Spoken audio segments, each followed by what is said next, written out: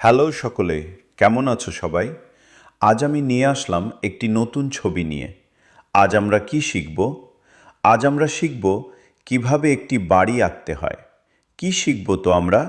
চলো তাহলে শুরু করি।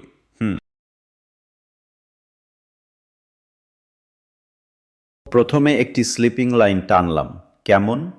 এবার আরও একটি স্লিপিং লাইন টানলাম। এবার বাঁদিকে একটি ছোট্ট স্ট্যান্ডিং লাইন এবং ডান দিকে আরও একটি স্ট্যান্ডিং লাইন টানলাম। খেয়াল রেখো, লাইন যেন ডান্সিং লাইন না হয়ে যায়। ব্যাস, এবার আবারও একটি স্লিপিং লাইন ও আরও একটি। এইভাবে স্লিপিং লাইন আঁকো। কি পারবে তো এই পর্যন্ত? আমি জানি তোমরা নিশ্চয়ই পারবে। এই অবধি।